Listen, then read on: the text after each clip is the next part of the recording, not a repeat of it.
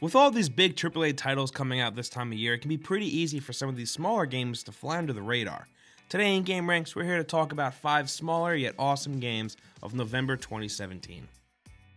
Starting off at number 5, Superflight is a small game made by a very small dev team made up of 3 students. But the small game that they made isn't something that should be overlooked. The game itself is super simple, there's not much to it. You control a little block man who's flying around in a wingsuit, and you have to fly through these procedurally generated levels, trying to get as close to walls as you can and flying through caves to get as many points as possible. Control-wise, the game is great. They're very precise and kind of twitchy, and one wrong move on the joystick and you're heading right into a wall. With how fast and sometimes nerve-wracking this game is, it's actually kind of relaxing. Like I said before, it's very simple, it's very much what you see is what you get, but the simplicity, fun controls, and the sound of you flying through these mountains is just kind of relaxing. It's very much a shut your head off and play kind of game, and it's only $3 on Steam, which is always a plus. Also, get ready to die, like a lot, because that's essentially 90% of this game.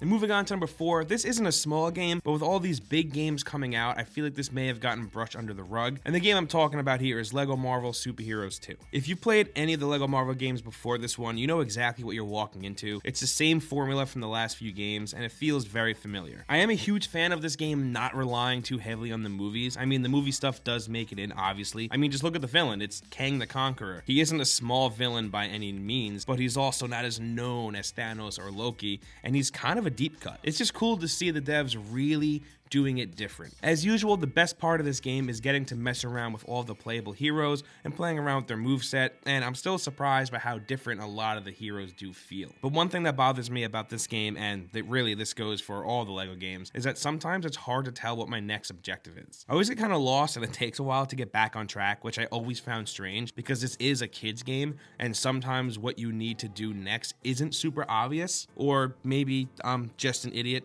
and the problem is just me. That could also be it. And moving on to number 3, you may have heard of or even played Perception before, and that's because it's been out on PC and console since May. But it's just now coming to Switch, and I'm just playing it for the first time, so we wanted to give it a mention here. If you haven't heard of Perception yet, it's a horror adventure game where the playable character is blind and you have to rely on echolocation to make your way around the spooky haunted mansion that you're exploring. There's no combat in this game, but it doesn't fall into the same realm as Outlast, where you're being hunted down the entire time. But there is the presence, which is like an evil spirit that can kill you. So you do have to be careful at times. It's more of a spookier Gone Home, really. There are things sitting around this mansion that give you the backstory of its past residents piece by piece. The bit of story that is here is interesting enough to keep you playing, even if the gameplay does get a bit stale at times, seeing that the entire game is just wandering through the dark towards the next objective, sometimes banging your cane to reveal more of your surrounding area. But I will say that the whole being blind and wandering through the dark without knowing what or who is in the room with you, it's pretty uncomfortable. Like you just never feel right. And there are a handful of jump scares too that add to this feeling. But it is the narrative that's going to keep you playing here. It's nothing groundbreaking, but it is enjoyable. I wouldn't say that this is a must-play horror game, but if you're a fan of the genre and you're looking for a quick 4-hour experience, I would definitely check it out.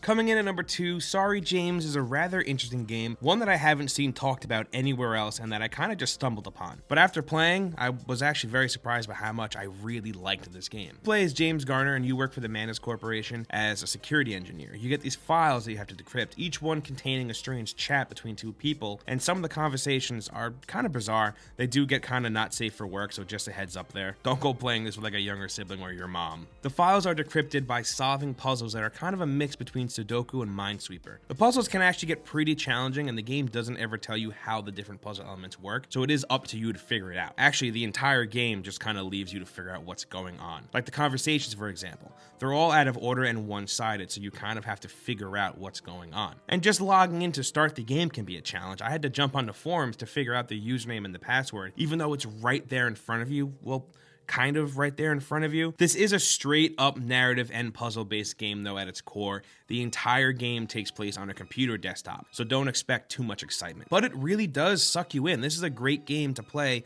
on a cold, snowy night, sitting in a dark room, drinking a cup of coffee. I don't know if that makes any sense, but I think when you sit down and play it, you'll know exactly what I'm talking about. For the price of $5, I really do think this game is a steal, and I think it's definitely going to go unnoticed by a lot of people, so definitely check it out.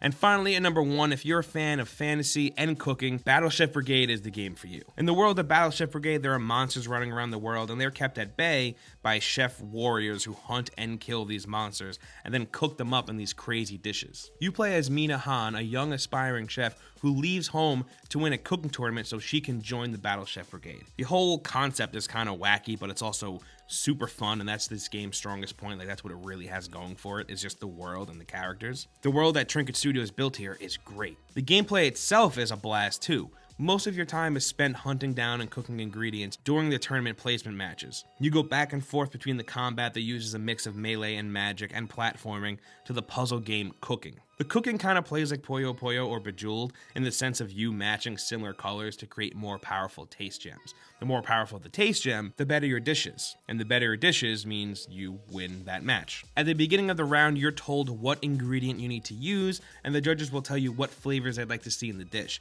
And you lose points for not including those flavors or those ingredients, so you have to cook them tailored to that specific judge. And before matches start, you can purchase different items to help your cooking, like different sauces, different bowls, utensils, a slow cooker, a chopping board. There's a ton of stuff there for you to buy and change up how you play. And as for gameplay, this is it. There really isn't much more to it, which I can understand might turn off some players, but me personally, I'm not bothered by it at all. The game managed to keep my attention the entire time, and for someone like me who loves fantasy stuff and also loves cooking and watches way too much Food Network, this game is perfect. And those are 5 smaller yet awesome games of November 2017, but we want to hear from you, so meet us down in the comments and let us know what you think. As I'm sure you already know, hitting the like button really helps us out, and if you're new here for some reason, we put out videos like this every single day, and the best way to get them is by subscribing to the channel. As always, thank you for watching, and we'll see you next time right here on gameranx.